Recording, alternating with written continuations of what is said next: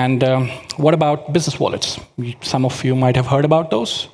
These are more, as stated in the name, business-oriented, which means company-controlled identity could be used to store maybe your liquor license, your ISO certification, SOC 2, or maybe just your compliance or any other kind of legal validations or signature of e-invoices or whatnot. It has several features, but it comes with a timeline. With the EUDI wallets, as I mentioned, coming by the end of this year. For Finland, that has been delayed a little bit by perhaps mid next year, but for the rest of Europe, by the end of this year. And by end of 2027, it will be mandatory for specific organizations to actually offer that as a method of authorization. So we're looking at an EU-wide adoption by 2030 at scale, opening a market up to 450 million people across EU. That's the scale you should be aiming for with your services. And with the EU business wallets, they are slightly new. I mean, they are in the making, and there has been some legislative processes happening at the moment in this year, and next year is about initial architecture and policy making.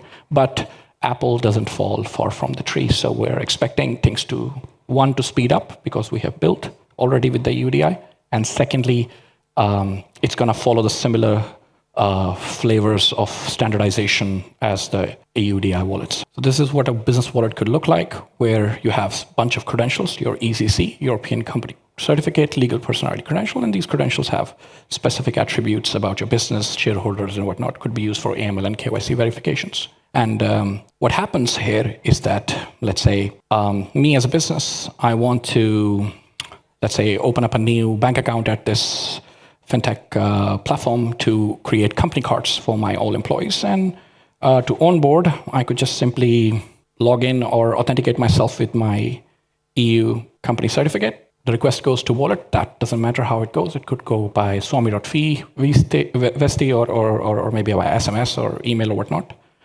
The wallet gets the request. Me as a founder, I could check, accept the proof, and then I get verified. I'm in instantly. The business KYB process goes as smooth as possible. Now, maybe that's not a bank, technically. I mean, they definitely say they're not a bank. We have all seen those. Let's say I want to open up a bank account. In that scenario, I could go through the same process where, let's say I own this British company and I want to open up a bank account.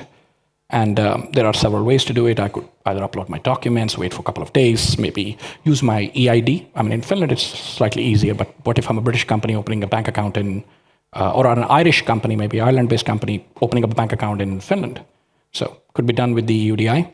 And as a founder, I could just use my LPID credential there. And once I receive the request in my business wallet, I could just review the request. What are you asking for? And then upon approval, which is here. Oops, sorry.